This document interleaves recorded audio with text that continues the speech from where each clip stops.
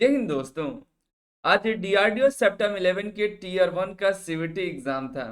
3 shift में आज exam हुआ। काफी सारे कैंडिडेट्स एग्जाम देने गए थे। अगर आप भी आज एग्जाम दिए हैं तो नीचे कमेंट करके बताइए किस शिफ्ट में आपका एग्जाम था और कितना अटेम्प्ट आप किए हुए हैं और कितना स्कोर आने की संभावना है। ये 3 चीजें कमेंट करके जरूर बताइएगा। आज के इस वीडियो के माध्यम से आप सभी को बताने वाले हैं कि आंसर की कब तक आ सकता है, कि कब तक रिजल्ट आ सकता है, सीवीटी 2 कब तक हो सकता है, और ये भी देखें कि कितना कट ऑफ तक जाने की संभावना है, सीवीटी 2 के लिए कितने कैंडिडेट को भी शॉर्टलिस्ट किया जाएगा। और भी कई तरह की जानकारी के लिए वीडियो को अंत तक देखिएगा। चैनल को सब्सक्राइब कर लिया तो इसमें आप ही का फायदा है। जो भी जानकारी मिलती है वो 100% सही और ऑथेंटिकेट जानकारी देते हैं। वीडियो में जा करके जो भी लेटेस्ट वैकेंसीज है उसकी जानकारी देख सकते हैं। हमने कई सारी वैकेंसीज की जानकारी दे रखी है।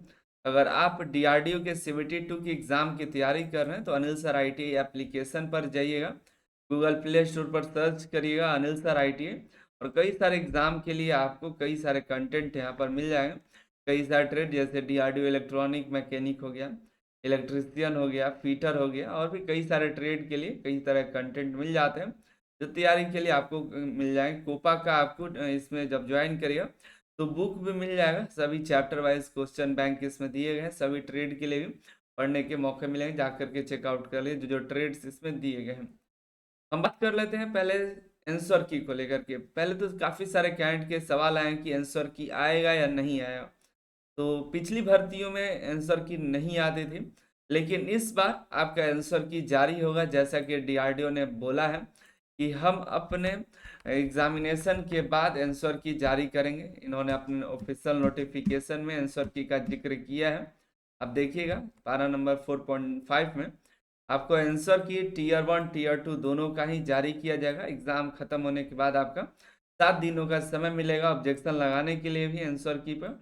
तो अभी आपका आंसर की जारी होगा। वो भी कब तक जारी होगा? तो आज 23 मार्च है। आज से 7 दिनों के अंदर ही, हो सकता है 2 दिनों के बाद ही आंसर किया जाए, लेकिन 7 दिनों के अंदर ही, 7 दिनों के अंदर ही आपका आंसर की जारी हो जाएगा। ये पूरी जानकारी है। ठीक है, 2-3 दिन के अंदर भी आ सकता है, ज़्यादा कैंडिडेट की संख्या नहीं है, लेकिन ज़्यादा समय थोड़ा लेते हैं तो 7 दिनों के अंदर आपका आंसर की जारी कर दिया जाएगा। इसको देख करके आप ऑब्जेक्शन भी लगा सकते हैं। ठीक है, तो आंसर की को लेकर के अपडेट आएगा कि 7 दिनों के अंदर आप जो है अपना आंसर की देख सकते हैं।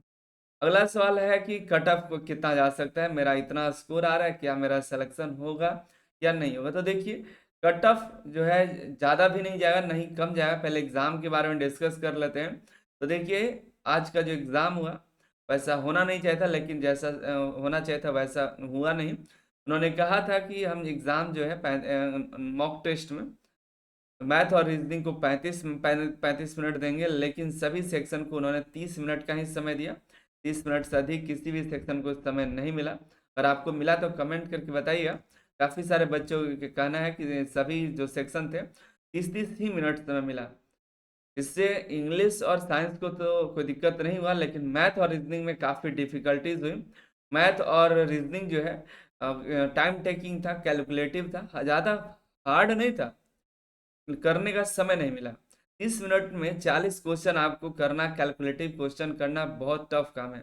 एक एक्सपर्ट टीचर भी नहीं कर पाएंगे। और ये जैसे ऐसे क्वेश्चन थे तो जब 40 क्वेश्चन था मैथ का, 40 में 40 तो कोई भी नहीं कर पाया होगा। ये पूरी हमको है। कोई कैलकुलेट कर अंदाजे पे कोई मार दिया होगा अलग बात है, लेकिन कैलकुलेट करके सही नहीं कोई किया होगा। 40 में 40 नहीं हुआ होगा। जितने भी किए होंगे गए होंगे और सही तरीके से किए गए होंगे 25 से 27 क्वेश्चन ही किए जा सकते हैं उतने समय में। ठीक है, रीजनिंग का भी वैसा ही हाल था, क्योंकि टाइम टेकिंग था तो सॉल्व करने में टाइम लग रहा था।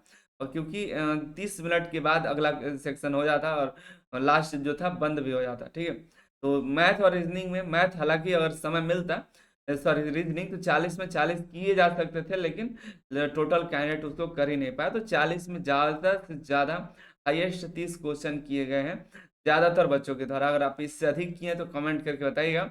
मैथ का भी वही हाल है। 40 में ज़्यादा से ज़्यादा 28 से 30 बच्चे क्वेश्चन कर पाए हैं। ठीक है, और साइंस में तो सभी अटेम्प्टेड है, सभी अटेम्प्ट है, ज़्यादा हार्ड नहीं है। बच्चे का कहना है कि अगर प्रैक्टिस है तो क्वेश्चन किया हुआ है तो आप कर सकते हैं।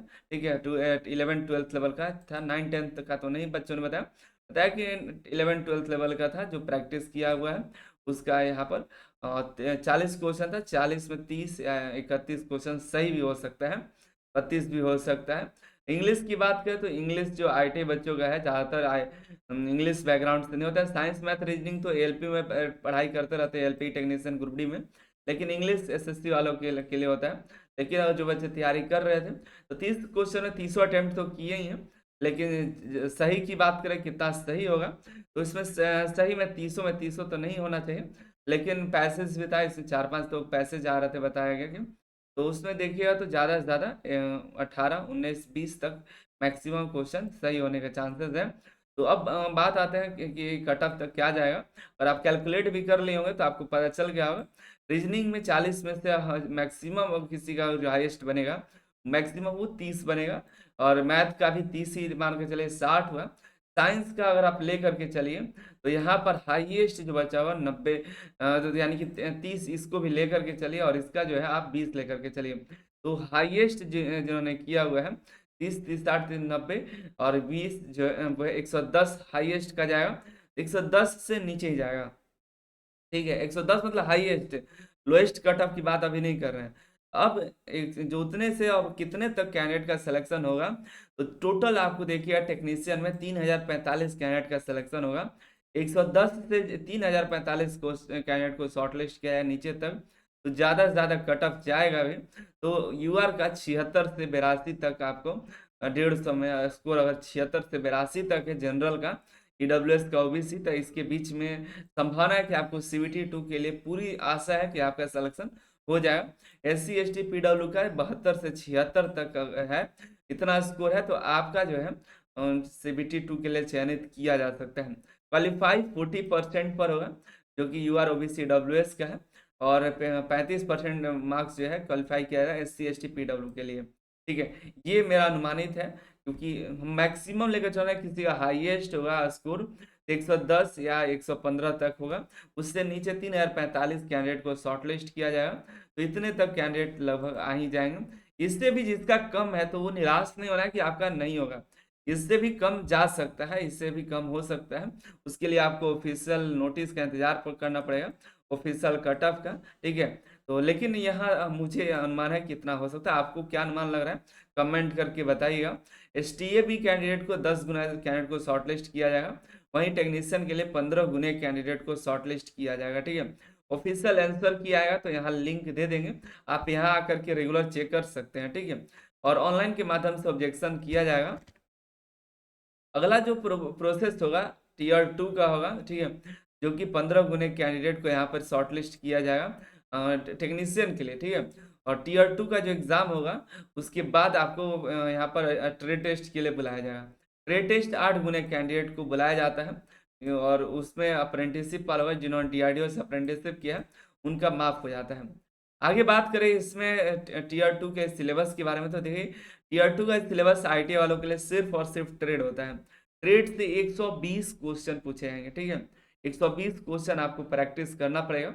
अगर आप इसरो की तैयारी कर रहे हैं, एलपी की तैयारी कर रहे हैं, पीटीएससी की तैयारी कर रहे हैं, और अन्य जो एग्जाम है जैसे एनपीसीआईएल का टीयर 2 का कर रहे हैं, और भी जो एग्जाम्स है जो ट्रेड से रिलेटेड है, तो अगर आप एक साथ तैयारी कर रहे हैं ट्रेड से तो आपका समझ लिया कि एक साथ सभी हो जाएंगे। टीयर 2 में नॉन टेक नहीं आता है, सिर्फ ट्रेड से 120 क्वेश्चन आते हैं। आपको टाइम है अभी आपके पास, रिजल्ट आने में अभी आपके पास समय ज़्यादा नहीं है, और सीबीटी 2 के लिए भी ज़्यादा समय नहीं है। 1 महीने के अंदर आपका डीआरडीओ का रिजल्ट आ जाएगा। ठीक है, आज से 1 महीना ले लीजिए, 23 मार्च है, आप समझ लीजिए कि अप्रैल लास्ट में, मई के पहले सप्ताह में आपका रिजल्ट आएगा, और मई के लास्ट तक आपके सीबीटी 2 हो जाएंगे, या जून के पहले सप्ताह तक आपके जो है जून के पहले सप्ताह तक आपका सीबीटी 2 भी हो जाएगा। तो आपके पास ज़्यादा समय नहीं है, मैक्सिमम 2 से ढाई महीने का समय है, ये मैक्सिमम ले रहे हैं, लेकिन हो सकता है थोड़ा बढ़ जाए, लेकिन ये हम आपको बता दे रहे हैं 2 से ढाई महीने के अंदर टीयर 2 का आपका एग्जाम हो सकता है। ठीक है, तो आप अभी से तैयारी में लग जाइए, अच्छा स्कोर है तो। बाकी आप अनिल सर आईटी एप्लीकेशन से जा करके डीआरडीओ के electrician, fitter, COPA, electronic mechanic ऐसे ट्रेड के लिए आप मॉक टेस्ट लगा सकते हैं, प्रैक्टिस कर सकते हैं, जाके ज्वाइन कर लीजिएगा। ठीक है, अभी कूपन कोड आपको दे देते हैं। Coupon code Anil sir 20 use करिएगा। ये ये कूपन कोड है आपको अनिल सर 20, ये आपके काम का होगा। जो भी कोर्स लेना हो तो इस पे ऑफ मिल जाएगा। ठीक है, मिलते अगली वीडियो में अगली जानकारी के साथ। और कोई भी जानकारी भी चाहिए होगा तो ऐप डाउनलोड करिए, वहाँ पर व्हाट्सअप का ऑप्शन होता है जहाँ से आप हमें मैसेज कर सकते हैं। ठीक है, मिलते अगली वीडियो में अगली जानकारी के साथ। आप अपनी राय कमेंट करके बताइएगा। कोई सवाल छूट गया होगा तो अगले वीडियो में ले लेंगे या कोई शॉर्ट्स बना देंगे। नीचे कमेंट कर दिए कि आपको क्या लगता है कट ऑफ कितना जा सकता है।